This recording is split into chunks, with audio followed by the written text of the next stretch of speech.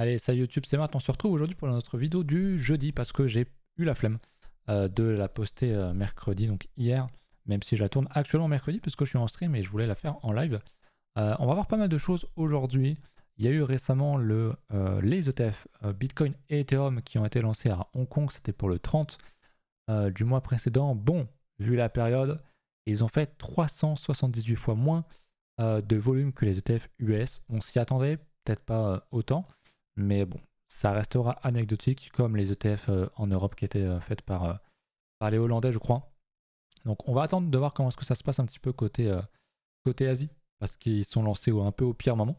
Mais à suivre. À suivre, j'espère qu'on pourra voir les volumes plus tard. Mais bon, dans tous les cas, ça devrait rester bien moins important que les Américains. En parlant des Amerlocs, justement, je vais refresh pour être sûr d'avoir les dernières datas. Ça vend, ça continue de vendre gentiment. Pas grand chose et on voit dans le flow, ça reste globalement très rangy, un petit peu comme le graphique de Bitcoin et bien évidemment avec un grayscale qui vend en masse puisque les gens se barrent pour aller du coup dans les autres, notamment dans celui de BlackRock à cause des fees qui sont absolument impressionnantes sur le grayscale, 1,5% contre globalement 0,2 à 0,3% chez la concurrence. Même si Grayscale vient d'annoncer des ETF, des mini ETF avec des frais qui devraient être très très bas, pour l'instant ils ont perdu, ils avaient 100% concrètement du départ du marché des ETF Bitcoin, ils ont plus que 35% de market share, ce qui reste énorme, ils sont même plus gros que BlackRock, mais ça ne devrait pas le rester bien longtemps. Donc affaire à suivre également. Voilà pour un petit peu les petites news, on va s'intéresser évidemment au marché, on va regarder le graphique en H4, vous le connaissez, en hebdo, en daily. Mais voilà, du coup, on a bien cassé le range, ce gros niveau qui n'était pas cassé, qu'on retestait encore et encore, que je ne sentais pas. Je vous avais mis, je crois que c'était sur mon graphique daily, il me semble, ici, où j'avais dessiné, on reviendra sur ce qui est dessiné après, où j'avais mis, je pensais qu'on allait faire une déviation donc cassée pour réintégrer. Je vais pouvoir le décaler un petit peu. Non, je vais laisser comme ça. On va voir si effectivement on réintègre, et auquel cas ce serait extrêmement haussier. Je crois que vous avez fait un tweet là-dessus, justement. Alors, je vais bien regarder mes derniers tweets. Mais c'est ce que j'avais tweeté ici. On a cassé le range, du coup, on l'a fait. On l'a quasi touché le Vegas d'ici quelques jours. Si on réintègre, ça serait méga, ultra, giga bullish. Sinon, rip in pepperoni. Donc, ouais, ça, c'est ce que j'aimerais voir. Maintenant, si on ne fait que retester pour aller plus bas, ça sentirait pas bon. Et je pense qu'effectivement, on irait chercher le fameux niveau des 52, 54 000, je ne sais plus exactement combien. Autre chose que je vous ai posté sur Twitter, qu'on va regarder directement sur mon graphique parce que c'est un petit peu plus, beau. Je vous ai pris un screen des fees Ethereum que j'ai comparé au prix du BTC. En soi, avec Ether, ça marche de la même manière, mais tout ça pour vous montrer, vous voyez bien qu'en octobre 2023 jusqu'à novembre, quand on avait des fees qui étaient extrêmement basses sur le marché Ether, donc il n'y avait plus personne qui faisait de transactions, comme de par hasard, c'était le bottom. Quand de janvier à février 2024, il y avait très peu de fees sur Ether, comme de par hasard, c'était un nouveau bottom sur le marché. Et actuellement, on retrouve ces niveaux très très bas de fees, et effectivement, on est à nouveau dans une tendance baissière sur du daily, sur du H4. Et est-ce que ça ne serait pas un bottom aussi? C'est ma question. Je pense que c'est assez probable. Je l'ai pris. J'ai pris ce screen, j'ai pris ces infos. C'est toujours des infos qui sont intéressantes. C'est toujours pareil, hein, dans une tendance haussière, on va chercher à rentrer quand le marché descend. Et quand le marché descend, c'est-à-dire qu'il y a moins d'intérêt, que les fees descendent, qu'il y a parfois même du funding qui est négatif parce qu'il y a des gens qui sont tellement baissiers alors que le fonds est haussier, qui sont prêts à payer des fees chers pour entrer à la vente dans le marché. On a eu un petit peu de funding négatif, rien de trop aberrant non plus, mais on l'a eu quand même, on va peut-être en retrouver. On a un spread qui est négatif quand même, donc c'est quand même des outils assez contrariants dans un marché qui est quand même assez haussier. De la même manière qu'on a, si je retrouve le graphique ici, on est passé neutre dans le Fear and Annex, pour rappel, dans une tendance de fond qui est quand même fortement haussière, donc forcément ça me fait penser que, comme j'avais dit la semaine dernière, dimanche je crois, on ne doit pas être loin du bottom. En tout cas, on a fait un scénario qui me plaisait, j'aimerais bien retrouver mes graphes, à savoir casser ce fameux niveau-là.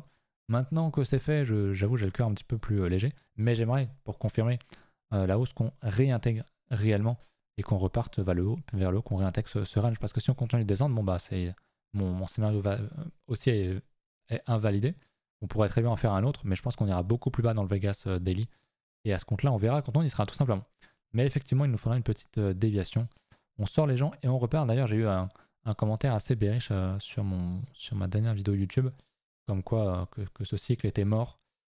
C'est bien de voir ce genre de choses alors que le marché est extrêmement haussier. Je veux dire, quand on regarde le daily, c'est une tendance qui est quand même extrêmement haussière. Donc c'est très bien. Je dirais que les planètes s'alignent petit à petit, un petit peu comme à l'époque quand on était là-dedans ou là-dedans, ou que ça construisait encore là-dedans. J'étais très très haussier. Là, honnêtement, on commence à être assez fort dans l'aberration à la baisse. On peut toujours aller plus loin dans les aberrations, que ce soit à la hausse ou à la baisse, surtout sur un marché qui est aussi volatile que celui des cryptos. Mais c'est pour ça qu'on est là. Donc c'est cool. Au niveau des news, j'ai oublié de parler aussi des taux qui n'ont pas bougé. Donc au niveau macro, c'est assez en suspens. Donc il faudra être patient malheureusement. On va regarder Ether, mais avant ça, je vous rappelle que j'ai un lien BingX. Si jamais vous cherchez à acheter des cryptos, que vous cherchez à trader BTC, n'hésitez pas à passer par mon lien. Vous avez pas mal de fonds, pas mal de bonus si jamais vous faites pas mal de volume. Donc n'hésitez pas, ça peut vous intéresser. Et il n'y a pas de KYC aussi. Au niveau d'Ether, j'étais très bullish pour la clôture parce qu'on avait laissé des belles mèches, un beau doji et on avait l'air de vouloir retourner beaucoup plus haut. Sauf que on n'a pas close au-dessus de la bougie précédente et on a close en dessous, donc l'avalement n'est pas validé et malheureusement on l'a très clairement tout invalidé dès cette semaine. Et si on zoom, j'avais pas vu, moi j'ai tout juste de le découvrir en stream, mais les derniers jours sur Ether ont été particulièrement bearish. On casse, on refait un plus bas, donc on reprend un niveau. On est toujours dans le Vegas Daily, ceci dit, on est encore loin de ce fameux support, mais à suivre. À suivre. Pour moi, si on repasse au-dessus de cette résistance-là, donc de tous ces niveaux ici, ce serait quelque chose de bullish. Donc il va falloir être assez patient, je vais pouvoir supprimer tout ça. Donc à suivre, mais pour l'instant c'est vrai que c'est quand même bien orienté à la baisse. Et on l'a fait du coup moins 30% hein, sur Ether, c'est pas si mal dans une tendance de fond qui est haussière. Voilà. Est-ce que j'ai oublié quelque chose sur Bitcoin dans le chat par rapport à ce que j'ai dit tout à l'heure? Ou est-ce que je peux passer sur le reste des alts? Je crois que j'ai tout dit, je réfléchis. Ah, je sais. On n'a pas vu les liquidation at map qui sont très intéressantes. Alors, on peut pas sur le 1 mois, je crois que j'en avais un qui était sur le 1 mois. C'est laquelle? C'est ici. Le problème, c'est que c'est en tendance baissière. On a un haut qui est ici et le bas vient tout juste de le faire. Donc, forcément, on verra pas de niveau en dessous. Et on verra forcément, c'est beaucoup plus propice à avoir des niveaux au-dessus. Donc, ce n'est pas pertinent. Je voulais du 2 mois, mais ce n'est pas possible. Donc, du coup, j'ai eu ce 3 mois là. Mais c'est pareil, on est en tendance haussière extrêmement forte. Je vous l'ai déjà expliqué sur YouTube. Tous ces niveaux théoriques ici n'existent pas et ne seront jamais exécutés. Non pas parce qu'on n'ira pas, mais même si on y va, parce que les gens qui sont entrés ici en achat, ils ont déjà largement pris des profits. Et ces stops théoriques, ces théoriques n'existent plus. Donc si on regarde, tiens, je peux pas faire un... On peut pas faire un... Ah si, je peux sélectionner la période. Ah, j'avais oublié ça. Si on regarde comme ceci, voilà, là on a plus un range. Alors malheureusement, on voit encore les niveaux d'en dessous qui ont été créés il y a longtemps, mais on voit qu'il y a surtout énormément de niveaux au-dessus qui ont été créés ici. Alors bien sûr, là-dedans, il y a des gens qui ont déjà pris des profits dans leur short, c'est normal, mais le fait est qu'on accumule quand même beaucoup les shorts. Donc encore une fois, l'aberration peut aller très loin, mais pour l'instant, ça a l'air de plutôt bien se passer. En tout cas, il y a pas mal de signes, en tout cas pour ma méthode de trading, qui me font dire que ouais, on entre dans l'aberration, ça peut pousser encore, ça fait un moment que je le dis, mais comme je suis bullish, comme mon biais est assez haussier, comme je considère qu'on a encore quasi rien fait sur le marché crypto, à la hausse, je pense qu'on a encore pas mal de potentiel. Le total 3 n'a pas fait le plus bas lui, donc c'est plutôt une bonne chose. Mais oui, voilà, quand on se met en linéaire, la hausse au final, on n'a pas fait grand chose, on n'a même pas fait de plus haut sur la capitalisation des alts, donc il y a encore un très gros potentiel et pour l'instant, on range et on tient les bottoms, donc on est toujours très haussier. Les graphiques nous disent qu'on est haussier. Si on commence à casser ce niveau-là, les 400 milliards, je serai beaucoup moins haussier. Mais pour l'instant, c'est pas du tout le cas, donc on est encore large. Le Fear and Greed, j'en ai parlé juste avant Marc, du coup. Le dollar, effectivement, j'y viens. Je m'occupe de mes indices. Et puis on va traiter ça. J'ai parlé Ether BTC, mais globalement, ça tient très bien. On va le voir sur la dominance, du coup, qui dump, malgré le fait que Bitcoin dump. Les alts tankent ce mouvement, donc c'est toujours fortement appréciable. On a 3 semaines de baisse sur la dominance, c'est cool. On commence à réintégrer le range, même si en réalité pas totalement. J'aimerais vraiment j'aimerais vraiment qu'on casse qu'on repasse sous les 53% pour me dire, ok, ceci était une déviation, et vas-y, maintenant on ne va qu'à la baisse sur la dominance, exactement comme quand on a déclenché le bull run, quand on a fait un gros mouvement à la hausse pour repartir fortement à la baisse. On pourrait être dans ce genre de schéma aussi. À suivre. Le dollar, du coup, comme vous me le faites remarquer, eh ben il bouge pas, le dollar. Il range sur des niveaux très hauts qui font très peur. Donc attention, c'est jamais une bonne chose. Mais bon, comme j'ai déjà dit, comme je vous ai montré déjà plusieurs exemples, depuis le début de l'année, la corrélation, elle est pas aussi forte que par rapport à d'autres périodes vis-à-vis des marchés à risque, vis-à-vis donc du SP500, mais aussi de Bitcoin. Donc globalement, la tendance sur le dollar est haussière, alors que sur le Bitcoin et les actions US est également haussière. Donc attention, c'est vrai que c'est quand même pas très bon de voir un dollar aller très très haut. J'espère qu'il va s'inverser, j'espère qu'il va finir par casser ce niveau-là, même si au final on est plus dans un range depuis fin 2022. Donc pour l'instant, j'ai pas grand chose à en tirer. Je pense que c'est une erreur d'essayer de regarder, surtout en ce moment, ce qui se passe sur les bougies H1, H4 et de vouloir absolument expliquer tout ce qui se passe. Il faut prendre du recul. L'arrêter, c'est qu'on est dans un range. Donc il faut être patient, tout simplement. Tout simplement. Salut Damsland, bienvenue.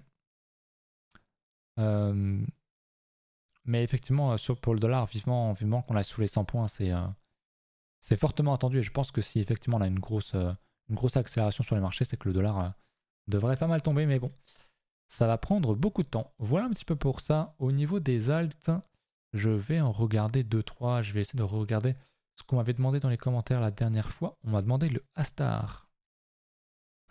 Le Astar USDT. Je vais l'avoir. Ok, tant pis, on va le regarder. On va le regarder sur OKEx. Il y a assez d'historique. Bon, comme beaucoup d'alts, voilà, il y avait une très belle structure. Très beau double bottom ici, d'ailleurs, dans un plus grand double bottom, donc vraiment quelque chose de très très bien. On voit qu'on reteste pas mal, on reteste cette zone-là, qui est une bonne zone de support. Donc pour moi, c'est une zone très intéressante pour rentrer sur du long terme. Il y a eu beaucoup de volume à la cassure, donc c'est un très beau retest qui fait peur, mais qui est pour moi sain et qui a un niveau intéressant à payer. Les structures sont très belles, donc j'aime beaucoup le graphique. C'est joué en daily, pour l'instant, il n'y a pas de nouvelles confirmations ou quoi. On est même repassé sur le Vegas Daily. Ça pourrait être un signal de prendre ce gros double bottom ou d'en faire un peu plus bas, ou de faire une déviation si on casse ça et qu'on réintègre et qu'on commence à reconstruire derrière. Mais sur de l'hebdo, j'aime pas mal, honnêtement. Kali Chain, on va regarder également sur MEX, bon, qui est très récent. Donc compliqué d'en dire quoi que ce soit. En daily, bah, il y a malheureusement rien à dire. On va attendre un retournement, on va attendre qu'on fasse un range ou qu'on fasse une structure, même s'il y a des chances pour qu'on n'en fasse pas, hein, les alts.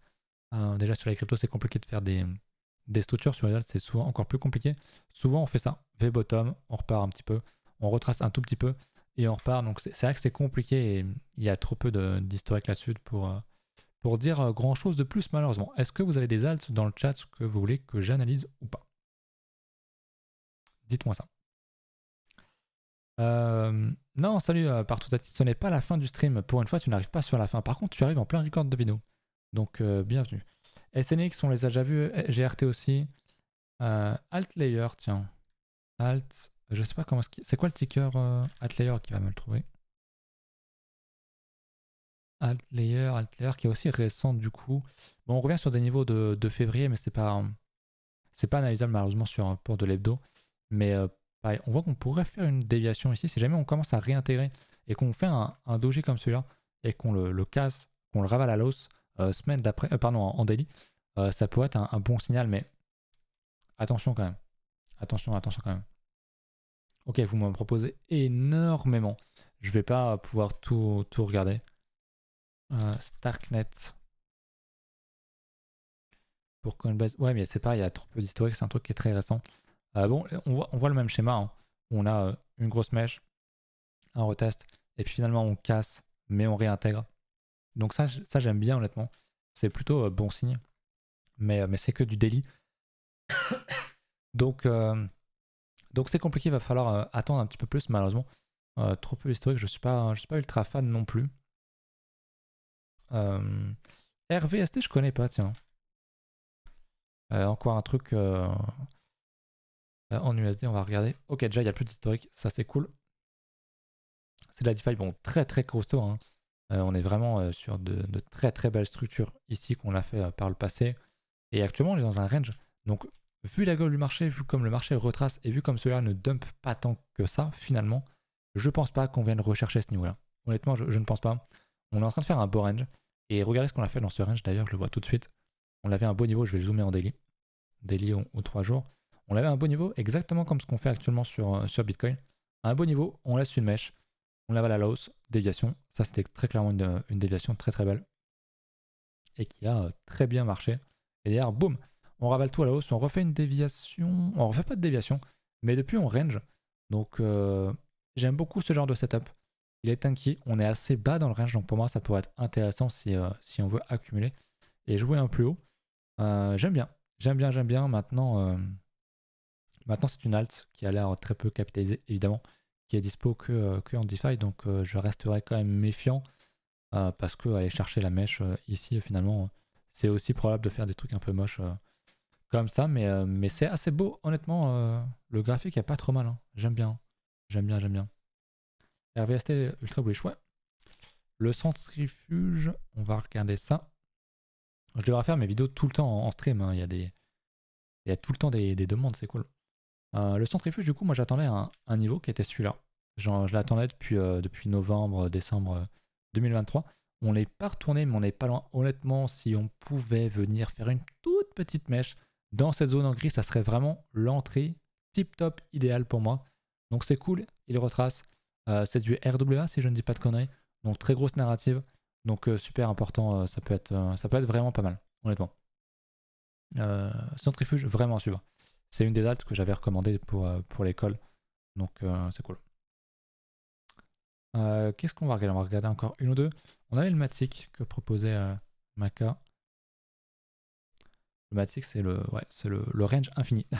Dans un gros range en hebdomadaire, je l'avais tracé il y a déjà bien longtemps. Et si on se met un peu, bah, on avait un petit double bottom ici, qu'on l'avait tracé, qu'on avait repéré à l'époque. Et on est en train de retester cette zone, hein, de retester sa ligne de coup. Donc pour moi, c'est un très très très bon niveau, très bas de range aussi par rapport au plus grand, à la plus grande unité de temps. Donc pour moi, c'est des choses qui s'accumulent. Après, comme j'ai déjà dit, Matic, il a fait un run de fou en 2021. Il y a peu de chances pour qu'à partir de la cassure, il nous refasse un 8000%. C'est-à-dire que même à partir de maintenant, à 8000%, je suis pas sûr qu'il les fasse. Ça l'emmènerait à plus de 60. Un bon x10 quasiment. Je suis pas sûr. Ouais, un x10. Un x100, pardon, même si ça va à 60. Je sais plus où c'était, mais c'est une major, donc elle refera pas une telle perf. Donc attention, pour moi, c'est les anciennes majors sont pas forcément celles qui vont être les nouvelles qui vont le plus perf. Donc là-dessus, c'est un peu ma seule crainte, même si j'adore la blockchain et tout. J'adore Matic, ça marche très bien et tout, mais attention. Attention là-dessus. Je regarde une dernière. J'avais vu le Zilliqa proposé par Mika. Le Zilliqa qui était un truc que je holdais aussi à l'ancienne, hein, 2021. On va le regarder ici. Le Zilliqa, ouais, je l'avais acheté là-dedans, moi. Là-dedans aussi. Ok. On a fait une très belle déviation, je l'avais noté, je m'en souvenais même plus, ça fait très longtemps qu'on n'était pas là-dessus. On a fait une nouvelle déviation au nord aussi, ce qui est pas très bon. Mais ce qu'on aimerait voir, c'est vrai que ça a bien retracé. Je suis même pas en linéaire. Ça a bien retracé. Là, on est sous le Vegas hebdo, mais c'est normal. Bon, honnêtement, dès qu'on fera un plus haut ici, ça va être extrêmement haussier. Mais c'est pareil, c'est un peu une ancienne gloire, donc attention là-dessus aussi. Je veux dire, regardez ce qu'il a fait en hebdomadaire, c'est absolument monstrueux. Bon, 1000%, c'est pas aussi monstrueux que d'autres, mais est-ce qu'il va forcément refaire une telle perf? Je suis pas sûr, donc attention aussi. Mais bon, il est dans le range, donc pour l'instant, il n'y a pas grand chose à faire. Je pense pas qu'on fasse forcément un setup, à moins de zoomer en daily, et qu'on fasse là aussi à nouveau une déviation, ça pourrait être très bien. D'autant plus qu'on est sur un très bon retest. On voit ici qu'on a. On avait le setup que j'expliquais sur d'autres alts juste avant. On voit qu'on a un gros niveau.